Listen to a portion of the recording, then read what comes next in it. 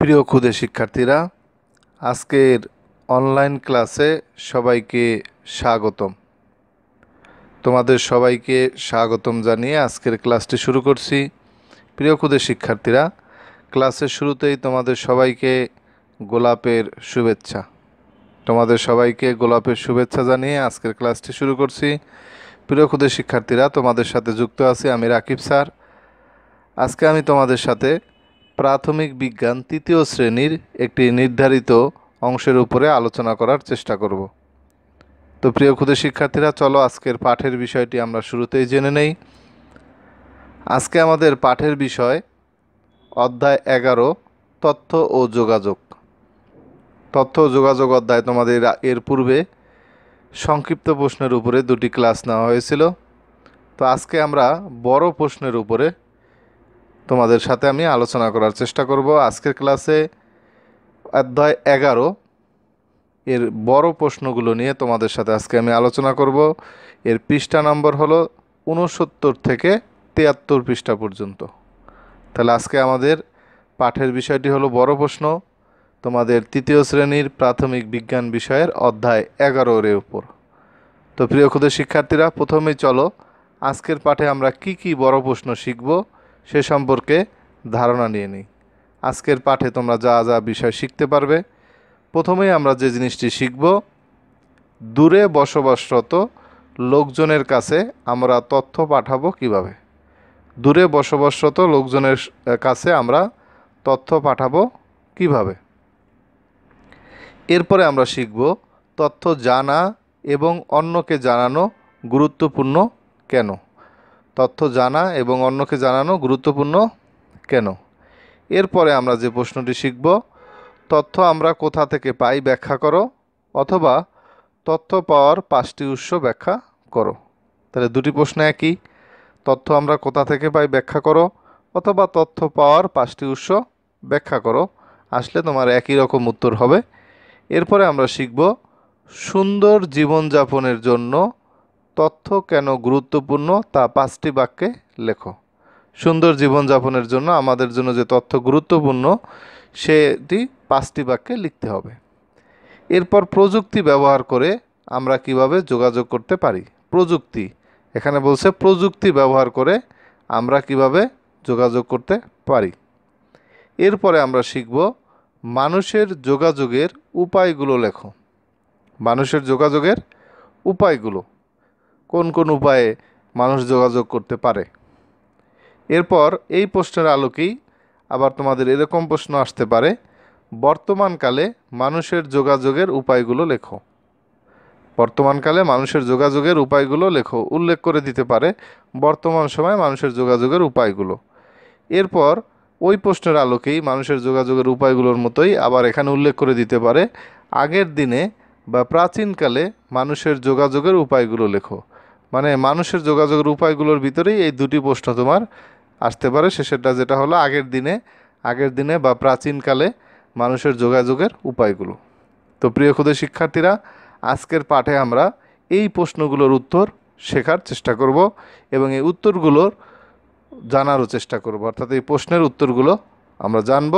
এই বড় প্রশ্নের ভিতরে তোমাদের এই অধ্যায়ে এই কয়টি বড় প্রশ্ন শিখলেই মোটামুটি হয়ে যাবে এবং অনেকগুলোর উত্তরই দেখবে খুব কাছাকাছি মিল আছে অনেকগুলো প্রশ্নের। সুতরাং তোমরা প্রশ্নগুলো যদি সুন্দরভাবে মনে রাখতে পারো তাহলে তুমি পরীক্ষায় সহজেই উত্তর করতে পারবে। আর তোমাদেরকে এর আগেও বলেছি, অধ্যায় 11 তথ্য ও যোগাযোগ, এটি শুধু তোমাদের তৃতীয় শ্রেণীতেও নয়, উপরের শ্রেণীতেও এই বিষয়ের পড়া রয়েছে। সুতরাং এখন থেকেই তোমাদের ভালোভাবে এই অধ্যায়টি সম্পর্কে ধারণা লাভ করতে হবে। তো প্রিয় ক্ষুদে শিক্ষার্থীরা, চলো আজকের পাঠের আমরা প্রথম প্রশ্নে চলে যাই। দূরে বসবাসরত লোকজনের কাছে আমরা তথ্য পাঠাবো কিভাবে। দূরে, তোমার কাছ থেকে দূরে বসবাস করতেছে এই সকল লোকের কাছে বা লোকজনের কাছে তুমি কিভাবে তথ্য পাঠাবে। তাহলে প্রথমেই আমরা একথা লিখে নেব যে দূরে বসবাসরত লোকজনের কাছে আমরা বিভিন্নভাবে তথ্য পাঠাতে পারি। যেমন 1 নম্বরে যদি আমরা বলি, টেলিফোন অথবা মোবাইল ফোন ব্যবহার করে। দূরে বসবাসরত লোকজনের কাছে আমরা টেলিফোন অথবা মোবাইল ফোন ব্যবহার করে তাদের সাথে যোগাযোগ তথ্য প্রেরণ করতে পারি। যেমন তুমি ক্লাসের পড়াগুলো তুমি তোমার বন্ধুর কাছ থেকে মোবাইল ফোনে ফোন করে জানতে পারো। তাহলে দূরে বসবাসরত লোকজনের কাছে এভাবে তুমি তথ্য পাঠাতে পারো অথবা তথ্য গ্রহণ করতে পারো। এরপরে আছে আমাদের পরের যে অংশটি, 2 নম্বরে ইন্টারনেট ব্যবহার করে ইমেলের মাধ্যমে। ইন্টারনেট সংযোগ থাকতে হবে। তো এরপর আমরা ইমেলের মাধ্যমে কি তথ্য পাঠাতে পারি, যেটা আমাদের বর্তমান প্রযুক্তিতে একটি অন্যতম অংশ। এরপরে আছে রেডিও অথবা টেলিভিশনে বার্তা প্রচার করে এর মাধ্যমে, অর্থাৎ বার্তাটা কি একটা তথ্য। তাহলে রেডিও টেলিভিশনে যদি বার্তা প্রচার করা হয় তাহলে দূরে বসবাসরত লোকজনের কাছে ওই তথ্যটা চলে যাবে। যেমন ধরো আবহাওয়ার সংবাদ, তো আবহাওয়ার যে বার্তাটা আছে এটা যদি রেডিও টেলিভিশনে প্রচার করা হয় তাহলে দূরে বসবাসরত লোকজন এই তথ্যটা পেয়ে যাবে, তখন তারা আগে থেকেই কি সতর্ক হয়ে যাবে। এরপরে আছে চিঠি লেখার মাধ্যমে। চিঠি লেখার মাধ্যমেও তুমি দূরে বসবাসরত লোকজনের কাছে বিভিন্নভাবে তথ্য পাঠাতে পারো। এর ভিতরে একটা অংশ হচ্ছে চিঠি লেখার মাধ্যমে, যদিও এটি সময় সাপেক্ষ, একটু সময় লাগে চিঠি পৌঁছানোর জন্য। এরপর আছে 5 নম্বরে খবরের কাগজের মাধ্যমে। খবরের কাগজের মাধ্যমেও দূরে বসবাসরত লোকজনের কাছেও কি তথ্য চলে যায়। যেমন ধরো কোনো পরীক্ষা যদি বাতিল হয়ে যায়, দূরে বসবাসরত লোকজনের কাছে এই খবরের কাগজ প্রতিদিন সকালে পৌঁছে যায়। তো দেখা গেছে দূরের বসবাসরত লোকজন এই খবরের কাগজ থেকে এই তথ্যটি জানতে পারে, অথবা অন্যান্য বিষয়ের যে কোনো বিষয়ের তথ্য সে জানতে পারে। তো প্রিয় ক্ষুদে শিক্ষার্থীরা, তো দূরে বসবাসরত লোকজনের কাছে কিভাবে তথ্য কিভাবে পাঠাবে, এর জন্য আমরা এই 5টি তথ্য পাঠানোর উপায় বা যে বিভিন্নভাবে যে আমরা পাঠাই সে বিষয় সম্পর্কে তোমাদের বইয়ের আলোকে আমরা শিখলাম। তো তোমরা এটা ভালো করে মুখস্থ করবে 5টি পয়েন্ট, এবং তুমি বই যদি ভালোভাবে রিডিং পড়ো, অর্থাৎ অধ্যায় 11টা যদি ভালো করে রিডিং পড়ো, তাহলে তুমি এই 5টি পয়েন্ট সহজেই লিখতে পারবে। শুধু তাই নয়, তুমি ইচ্ছে করলে আরও বেশি পয়েন্টও লিখতে পারো।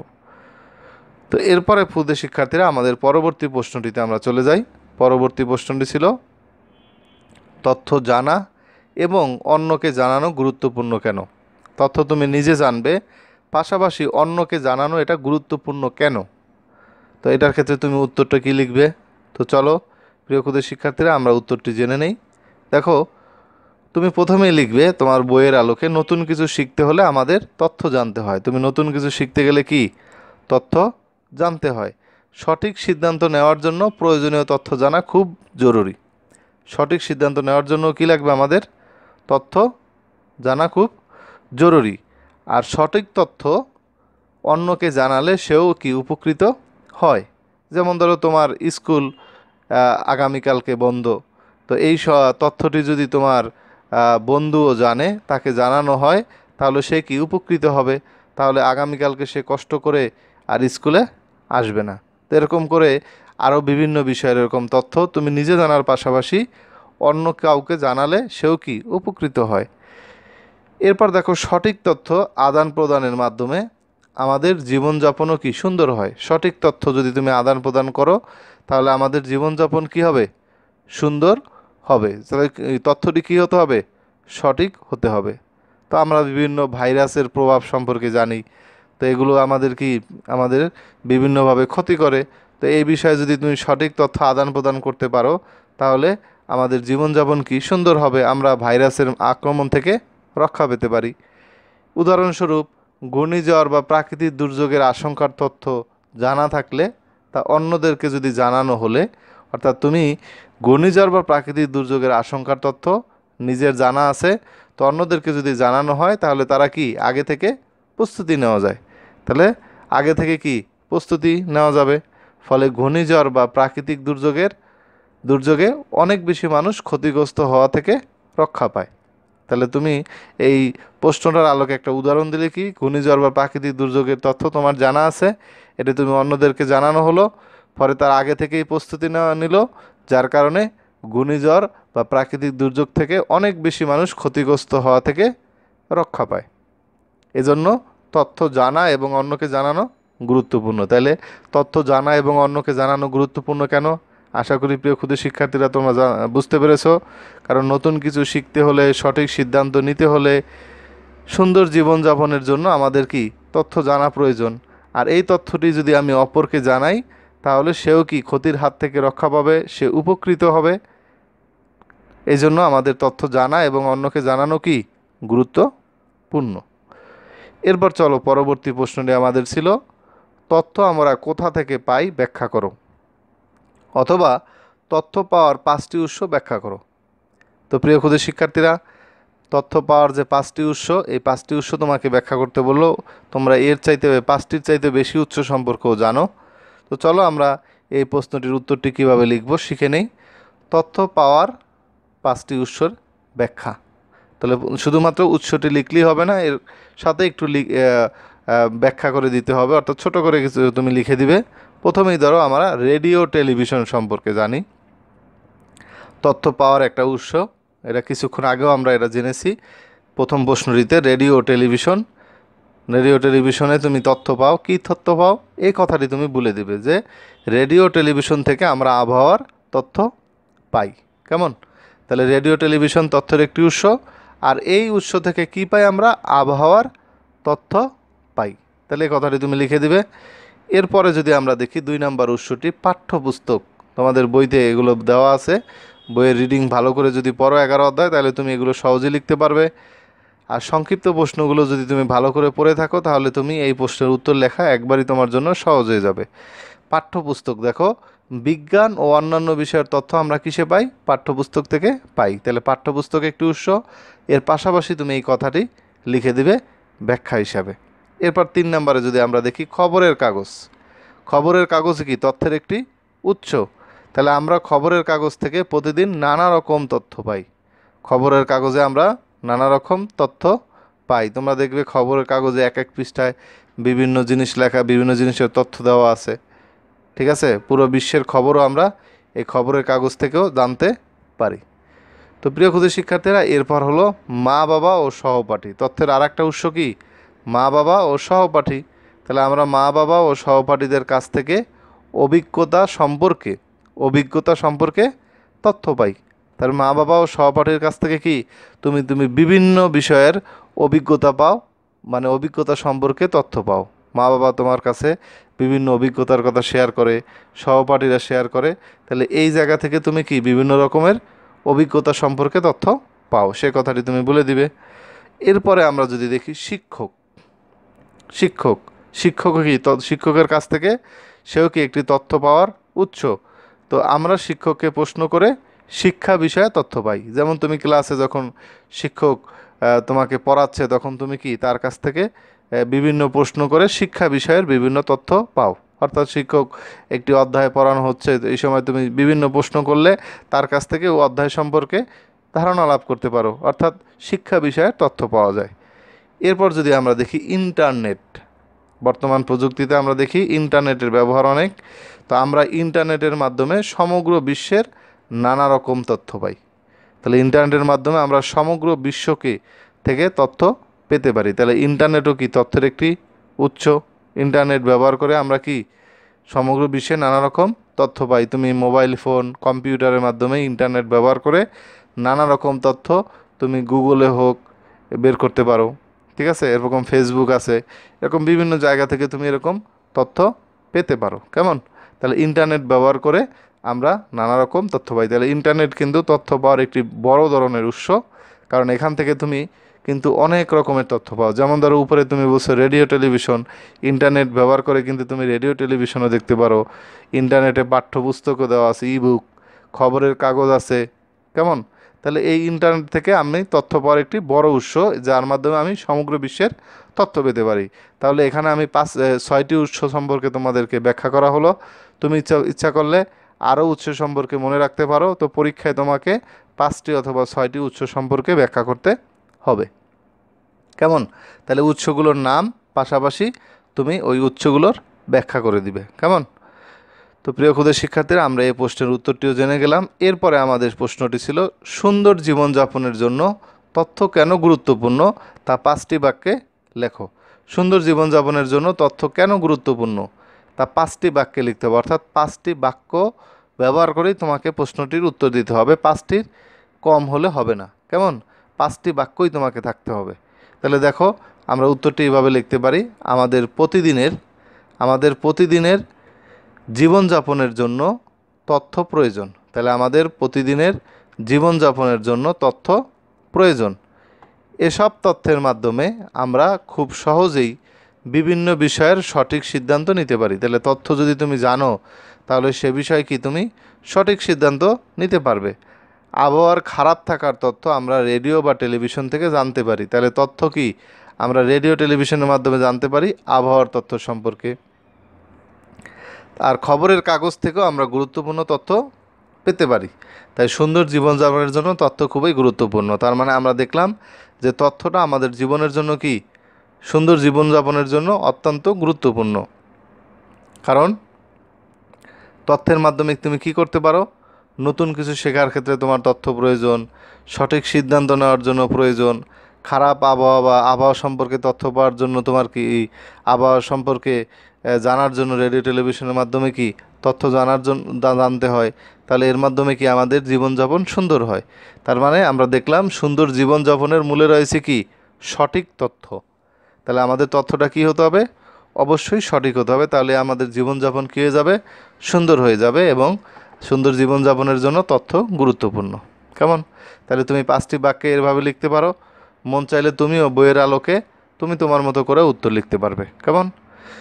তো প্রিয় ক্ষুদে শিক্ষার্থীরা, এরপরে আমাদের প্রশ্নটি আছে, প্রযুক্তি ব্যবহার করে আমরা কিভাবে যোগাযোগ করতে পারি। প্রযুক্তি ব্যবহার করে, বিষয়টি মনে রাখবে যে আমাদের যে প্রযুক্তিগুলো আছে এই প্রযুক্তি ব্যবহার করে আমরা কিভাবে যোগাযোগ করতে পারি। তাহলে প্রযুক্তি ব্যবহার করে আমরা যেভাবে যোগাযোগ করতে পারি, 1 নম্বরে দেখো, টেলিফোন বা মোবাইল ফোন ব্যবহার এই ফোনে কথা বলে, টেলিফোন বা মোবাইল ফোনে কথা বলে আমরা কি যোগাযোগ করতে পারি, অর্থাৎ প্রযুক্তির ব্যবহার, টেলিফোন বা মোবাইল ফোন। এরপর ইমেইলে তথ্য আদান প্রদান করে, আমরা জানি ইন্টারনেটের মাধ্যমে ইমেইলে তথ্য আদান প্রদান করতে পারি, এর মাধ্যমে আমরা কি যোগাযোগ করতে পারি। এরপর রেডিও টেলিভিশনে বার্তা প্রচার করে, রেডিও টেলিভিশনে যদি বার্তা প্রচার করা হয়, যেটাও কি তাহলে এই প্রযুক্তি ব্যবহার করে দূরে বসবাসরত যারা আছে তারা এই বার্তা বা প্রচারটা শুনতে পেলো, তাদের সাথে কি যোগাযোগ রক্ষা হলো। যেমন ধরো আবহাওয়ার সংবাদটা বেশি আমাদের জন্য এই আবহাওয়ার বার্তার প্রচারের ক্ষেত্রে এই রেডিও টেলিভিশন গুরুত্বপূর্ণ ভূমিকা পালন করে, মোবাইল ফোনও এক্ষেত্রে গুরুত্বপূর্ণ ভূমিকা পালন করে।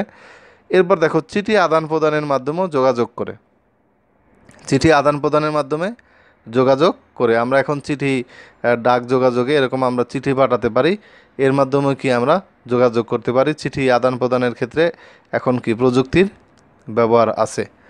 এরপর দেখো, মাইকে বার্তা প্রচার করে, মাইক কিন্তু একটি প্রযুক্তি, ঠিক আছে, মাইকে বার্তা প্রচার করে আমরা যোগাযোগ করতে বা যোগাযোগের একটি মাধ্যম হিসেবে আমরা ব্যবহার করতে পারি।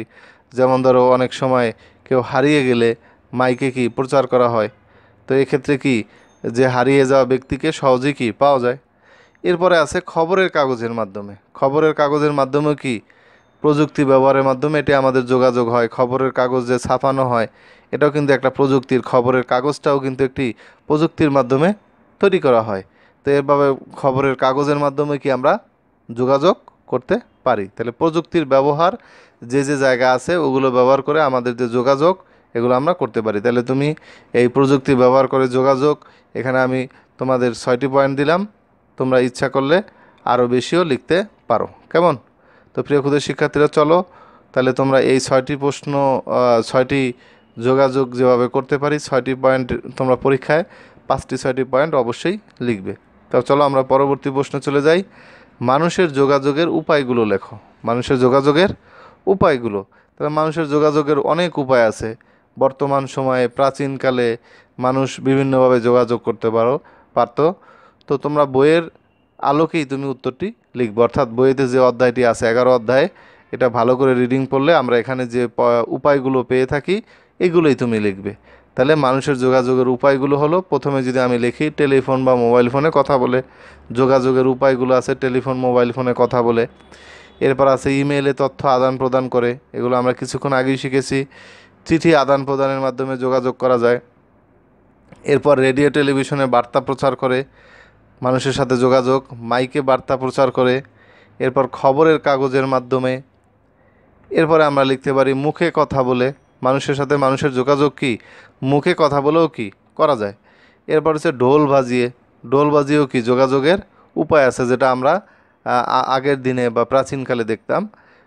কবুতরের সাহায্যে বার্তা পাঠিয়ে, এক্ষেত্রেও কি মানুষের যোগাযোগের উপায়। এরপর আমরা দোয়ার সংকেত দিয়ে, তাহলে দোয়ার সংকেত দিয়েও কি যোগাযোগ করা যায়। কেউ যদি কোথাও দূরে তোমার বিপদে পড়ে, তো তখন সে দোয়ার সংকেত দিলে তখন তাকে কি ওই জায়গায় সহায়তা করা হয়। তো এইভাবে মানুষের যোগাযোগের অনেকগুলো উপায় আছে। আমি তোমাদেরকে 10টি উপায় দিলাম, তোমাদের বইতে আরও অনেকগুলো উপায় আছে। তো তোমাদের মোটামুটি আমি 10টি দিলাম, তোমরা এখানে থেকে 5-6টি পরীক্ষায় লিখবে। তাহলে প্রথমে আমরা দেখলাম টেলিফোন বা মোবাইল ফোনে কথা বলে, ইমেইলে তথ্য আদান প্রদান করে, চিঠি আদান প্রদানের মাধ্যমে যোগাযোগ করে, রেডিও ও টেলিভিশনে বার্তা প্রচার করে। এরপরে দেখলাম মাইকে বার্তা প্রচার করে, খবরের কাগজের মাধ্যমে, মুখে কথা বলে, ঢোল বাজিয়ে, কবুতরের সাহায্যে বার্তা পাঠিয়ে, আর 10 নম্বরে আমরা দেখলাম দোয়ার সংকেত পাঠিয়ে। তাহলে তোমরা যদি এই প্রশ্নটি সুন্দরভাবে মুখস্থ রাখো, এরপরে যে দুটি প্রশ্ন আলোচনা করা হবে, এই দুটি প্রশ্নের উত্তর প্রিয় ক্ষুদে শিক্ষার্থীরা তোমরা সহজেই লিখতে পারবে। তো চলো পরবর্তী প্রশ্ন দুটি দেখো। বর্তমানকালে মানুষের যোগাযোগের উপায়গুলো লেখো। তাহলে আগের তুমি প্রশ্নটি যদি ভালোভাবে মুখস্থ করা থাকে, তাহলে এই প্রশ্নের উত্তর সহজেই লিখতে পারবে। তাহলে এখানে বলছে কিন্তু বর্তমানকালে, তোমরা বিষয়টি লক্ষ্য রাখবে। বর্তমান সময়ে মানুষের যোগাযোগের উপায়গুলো তুমি বলবে। তাহলে বর্তমানকালে মানুষের যোগাযোগের উপায়গুলো হলো, তাহলে 1 নম্বরে আমরা দেখতে পারি টেলিফোন বা মোবাইল ফোনে কথা বলে। এটা আমরা কিছুক্ষণ আগে শিখেছি, টেলিফোন বা মোবাইল ফোনে কথা বলে। 2 নম্বরে চিঠি আদান প্রদানের মাধ্যমে যোগাযোগ করে। চিঠি আদান প্রদানের মাধ্যমে যোগাযোগ করে আমরা আদান প্রদানের মাধ্যমে আমরা যোগাযোগ করতে পারি। এরপর ইমেইলে তথ্য আদান প্রদান করে, ইমেইলে তথ্য আদান প্রদান করে। রেডিও ও টেলিভিশনের মাধ্যমে বার্তা প্রচার করে। আমরা যোগাযোগের উপায়গুলোর মধ্যে দেখলাম রেডিও টেলিভিশনে বার্তা প্রচার করে, কেমন। এরপর খবরের কাগজের মাধ্যমে, খবরের কাগজের মাধ্যমে। এরপর মাইকে বার্তা প্রচার করে, মাইকে যদি বার্তা প্রচার করা হয়, এর মাধ্যমেও কি যোগাযোগের প্রযুক্তি ব্যবহারের মাধ্যমে একটি যোগাযোগের উপায়। এরপর মুখে কথা বলে, তুমি মুখে কথা বলেও কি যোগাযোগ করা যায়, কেমন। এরপরে যদি তোমরা এই যে 7টি পয়েন্ট তোমাদেরকে দেখানো হলো, এরপরে যদি আমরা আরেকটি পয়েন্ট শিখি, সংকেত দেখিয়ে বা অঙ্গভঙ্গি করে।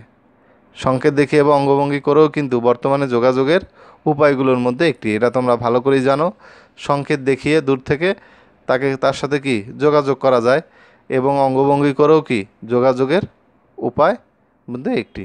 তো দেখা গেছে তোমরা এখানে 8টি পয়েন্ট তোমাদেরকে আমি দিলাম।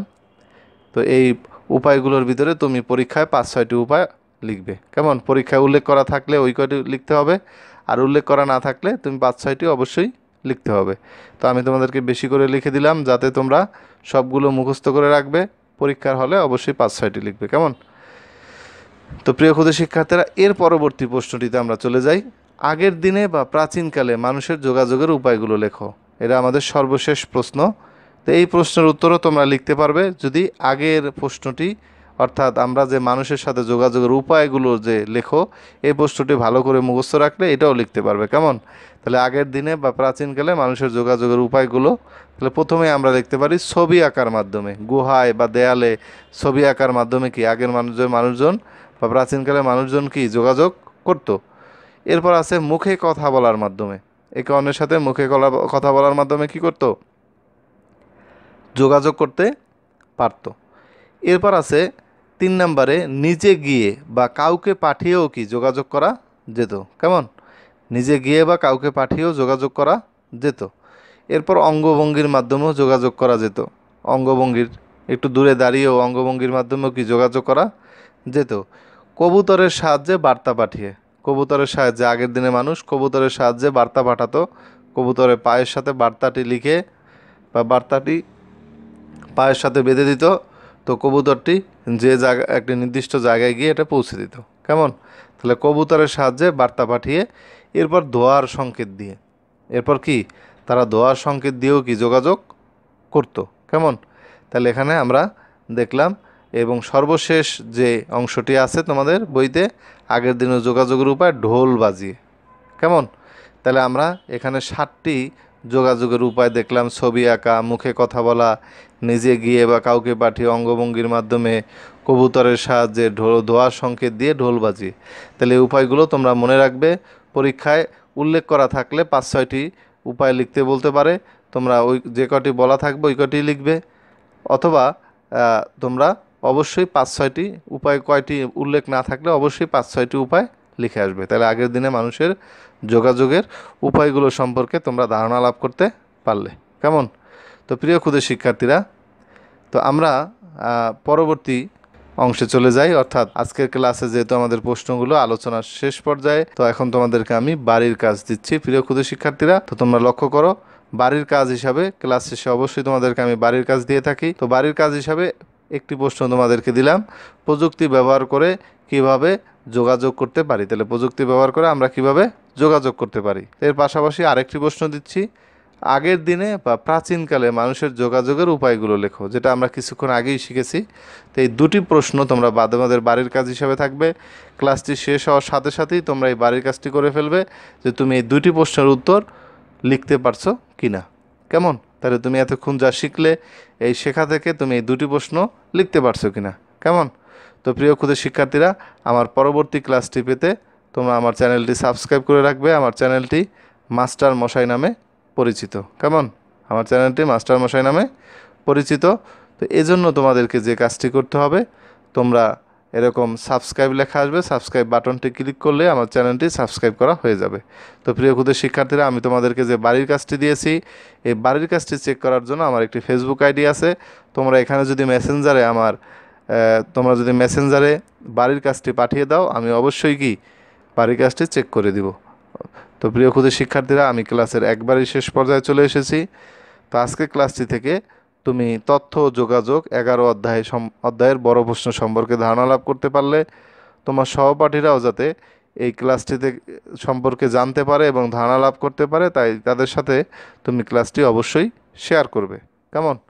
এবং বড় প্রশ্নগুলো বারবার পড়ার পরে তোমার মুখস্থ হয়ে যাবে এবং বাড়ির কাজটি অবশ্যই করবে। কেমন? তো প্রিয় ক্ষুদে শিক্ষার্থীরা, ক্লাসের শেষ ভাগে তোমাদের সবাইকে ধন্যবাদ জানিয়ে আজকের ক্লাসটি থেকে আমি রাকিব স্যার বিদায় নিচ্ছি। প্রিয় ক্ষুদে শিক্ষার্থীরা, তোমরা সবাই ভালো থেকো। আল্লাহ হাফেজ।